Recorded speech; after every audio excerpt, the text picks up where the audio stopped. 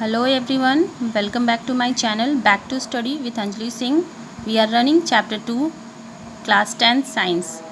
First of all, today is 7th October and I would like to wish you all a very happy Navratri. आप सभी को मेरी तरफ से नवरात्रि की शुभकामनाएं. So let's get start. तो माय डियर स्टूडेंट्स, आज का जो हमारा टॉपिक है वो है acid, base and salt. First we will discuss about acid. So अम्ल वे पदार्थ हैं. एसिड जिनको हम हिंदी में अम्ल भी कहते हैं, अम्ल वे पदार्थ हैं जो जलीय विलयन में हाइड्रोजन आयन देते हैं. आपको सिर्फ ये एक लाइन याद रखनी है जिससे आपको कोई भी कन्फ्यूज़न ना हो कि अगर हम एसिड्स की बात कर रहे हैं तो वहाँ पर हाइड्रोजन आयन की बात हो रही है. We will see in this example HCl. यहाँ पर जब हम एक्वस सोल्यूशन HCl का जब हम एक्वस सोल्यूशन बनाते हैं तो उसमें से हाइड्रोजन आयन जो है वो रिमूव होता है और क्लोरीन आयन निकलता है. यानी कि हाइड्रोजन आयन और क्लोराइड आयन जो हैं वो डिसोशिएट हो जा रहे हैं, ब्रेक हो जा रहे हैं. Removal of hydrogen ion is represent acid. जहाँ पर हाइड्रोजन आयन जो है वो रिमूव हो रहा है उसे हम एसिड की कैटेगरी में रखते हैं. और एसिड की यही प्रॉपर्टीज़ होती है कि उसमें से जो हाइड्रोजन आयन होता है वो जलीय विलयन जब हम सब्सटेंस का बनाते हैं तो हाइड्रोजन आयन देता है वो ब्रेक होने के बाद. परंतु हाइड्रोजन आयन जो होते हैं वो जलीय विलयन में स्वतंत्र रूप से नहीं रह सकता है. अतः यह जल के एक अणु से संयोग करके हाइड्रोनियम आयन बनाता है. यानी कि जब हाइड्रोजन आयन जो होता है जो हम जल से रिएक्शन करके वो हाइड्रोनियम आयन बना लेता है. इसीलिए हम ये कह सकते हैं कि वे पदार्थ जो एक्वा सोल्यूशन बनाने पर हाइड्रोनियम आयन देते हैं उन्हें हम एसिड या अम्ल कहते हैं. तो क्लियर है स्टूडेंट, बहुत ही आसान है. अपने दिमाग में सिर्फ हाइड्रोजन आयन को याद बिठा लीजिए, इससे आपको बहुत ही क्लियरली समझ में आएगा कि एसिड क्या होते हैं, कोई कन्फ्यूज़न नहीं होगा. सो अब इनकी प्रॉपर्टीज़ देखते हैं कि एसिड्स की क्या क्या प्रॉपर्टीज़ होती हैं. फर्स्ट ऑफ ऑल, एसिड जब धातुओं से अभिक्रिया करते हैं, यहाँ पर जिंक है, जिंक जब H2SO4 जो कि एक एसिड है से रिएक्शन कर रहा है तो zinc sulphate plus hydrogen gas, यहाँ पे हाइड्रोजन गैस रिमूव हो जा रही है. यानी धातुओं से अभिक्रिया करके वो जिंक सल्फेट प्लस हाइड्रोजन यानी कि सॉल्ट प्लस हाइड्रोजन गैस दे रहे हैं. नेक्स्ट, धातु कार्बोनेटों से अभिक्रिया. जब अम्ल धातु कार्बोनेटों से अभिक्रिया करता है तो वहाँ पर भी सेम चीज़ हो रही है. जब एक्वा सोल्यूशन हम बना रहे हैं HCl का कार्बोनेट के साथ तो वो सोडियम बाइकार्बोनेट के साथ तो वो सोडियम क्लोराइड प्लस जल प्लस कार्बन डाइऑक्साइड में ब्रेक हो जा रहा है. नेक्स्ट है बाइकार्बोनेट से अभिक्रिया करने पर. बाइकार्बोनेट से अभिक्रिया करने पर भी वो लवण, जल प्लस कार्बन डाइऑक्साइड बनाते हैं. नेक्स्ट है हमारा कि धात्विक ऑक्साइडों से अभिक्रिया. धात्विक ऑक्साइड हो जैसे कॉपर ऑक्साइड हो गया या फेरिक ऑक्साइड हो गया, एल्युमिनियम ऑक्साइड हो गया, यानी धात्विक ऑक्साइडों के साथ ये अभिक्रिया करने पर क्या करते हैं तो वो क्लोराइड यानी कि CuCl2 जो यहाँ पे कॉपर क्लोराइड है प्लस जल बना रहे हैं. यानी कि लवण प्लस इसमें से भी जल जो है वो बाहर निकल के आ रहा है. दूसरा जो बात है कि जो एसिड्स होते हैं उनकी बेसिसिटी कितनी होती है. एसिड्स की बेसिसिटी किस चीज़ पर डिपेंड करती है.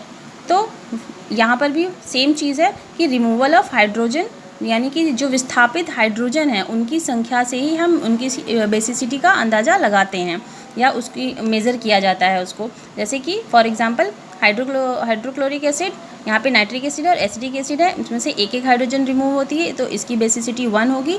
सेम सल्फ्यूरिक एसिड और यहाँ पे हमारा जो H3PO4 है इनकी जो 2 और 3 है तो इनकी जो बेसिसिटी है वो 2 और 3 होगी.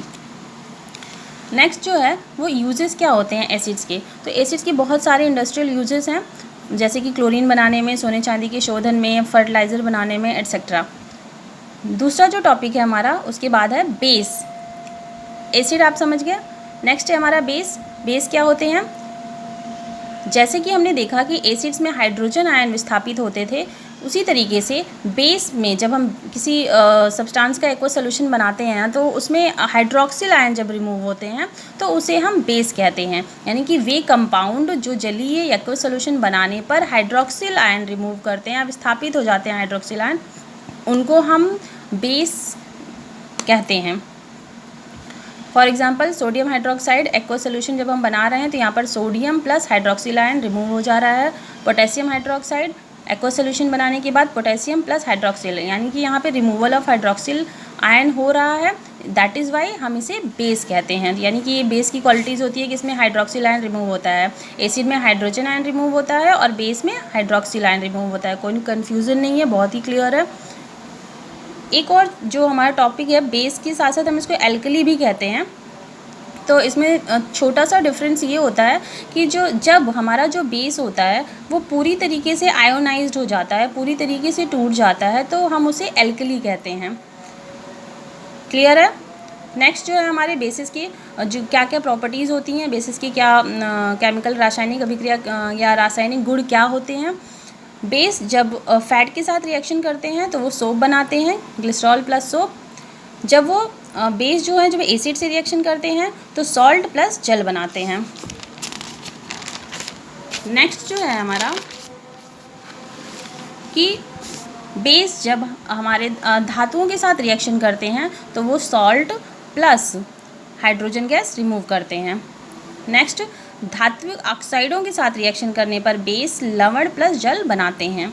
तो ये हो गया उनका केमिकल रासायनिक अभिक्रियाएं, किस किस सब्सटेंस के साथ किस तरीके का वो बिहेव करते हैं।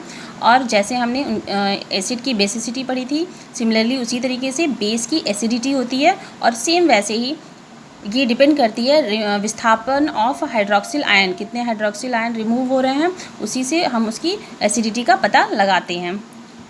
नेक्स्ट है हमारा यूजेस। जैसे एसिड का इंडस्ट्रियल यूजेस बहुत सारे हैं, उसी तरीके के बेस के भी इंडस्ट्रियल यूजेस बहुत सारे होते हैं।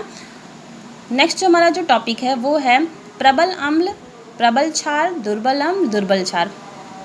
तो ये जो डियर स्टूडेंट्स होता है, ये स्ट्रॉन्ग एसिड या स्ट्रॉन्ग बेस या वीक एसिड या वीक बेस किस चीज़ पे डिपेंड करता है, ये टोटली आयोनाइजेशन पर डिपेंड करता है। जो हमने आरएनएस की आयोनाइजेशन थियोरी पढ़ी है, आयोनाइजेशन ऑफ हाइड्रोजन आयन और प्लस हाइड्रोक्सिल आयन, यानी कंसनट्रेशन जिसमें हाइड्रोजन आयन की कंसनट्रेशन बहुत ज़्यादा होगी वो स्ट्रॉन्ग एसिड होगा, जिसमें हाइड्रोक्सिल आयन की कंसनट्रेशन बहुत ज़्यादा होगी वो स्ट्रॉन्ग बेस होगा। यानी कि concentration of hydrogen ion and hydroxyl ion पर ही डिपेंड करता है कि हम उसे स्ट्रॉन्ग एसिड या स्ट्रॉन्ग बेस या वीक बेस में डिवाइड करेंगे। फॉर एग्जांपल यहाँ पे कुछ दिए हुए हैं, जैसे कि हमारे यहाँ पे प्रबल अम्ल है hydrochloric acid, sulphuric acid, nitric acid. प्रबल क्षार में है हमारा सोडियम हाइड्रोक्साइड, पोटेशियम हाइड्रोक्साइड। दुर्बल अम्ल में है sodium hydrogen sulphide, hydrogen cyanide, acetic acid. Next है दुर्बल क्षार जो है हमारा अमोनियम हाइड्रोक्साइड। तो ये कुछ एग्जाम्पल हैं जो स्ट्रॉन्ग एसिड, स्ट्रॉन्ग बेस, कोई कन्फ्यूज़न नहीं है। यानी हमें concentration of hydrogen ion and concentration of hydroxyl ion पर डिपेंड करता है कि कोई भी जो सब्सटेंस है वो स्ट्रॉन्ग है या वीक है, स्ट्रॉन्ग एसिड है या स्ट्रॉन्ग बेस है, या वीक एसिड है या वीक बेस है। नेक्स्ट जो हमारा लास्ट टॉपिक है वो है न्यूट्रलाइजेशन। न्यूट्रलाइजेशन का मतलब होता है कि जब एसिड और बेस जो होते हैं वो आपस में रिएक्शन करते हैं तो एक सब्सटेंस बनाते हैं जिसे हम सॉल्ट कहते हैं, या ये एक न्यूट्रलाइजेशन की प्रोसेस होती है कि एसिडिटी और बेसिसिटी दोनों ख़त्म हो जाती है, ना तो वो एसिडिक रह जाता है ना तो बेसिक रह जाता है। यानी कि एसिडिटी और बेसिसिटी को जब न्यूट्रल कर देता है तो उसे हम न्यूट्रलाइजेशन रिएक्शन कहते हैं। और एसिडिटी जिसको हम एक पीएच स्केल हम आगे चल करके पढ़ेंगे कि पीएच स्केल क्या होता है, किसी भी हाइड्रोजन आयन की पोटेंशियल क्या होती है, ये सारी चीज़ें हम पीएच वैल्यू में पढ़ेंगे जो हमारा नेक्स्ट टॉपिक होगा। अभी ये न्यूट्रलाइजेशन रिएक्शन हो गया, यानी कि एसिड जिसमें हाइड्रोजन आयन रिमूव होते हैं और बेस जिसमें हाइड्रोक्सिल आयन रिमूव होते हैं, and acid plus base is equal to salt, यानी कि एसिड और बेस मिलकर के सॉल्ट बनाते हैं या न्यूट्रलाइज हो जाते हैं, that is called neutralisation reaction. If this video is useful for you, please do like, share and subscribe. Thank you so much. Have a great day ahead. Jai Hind.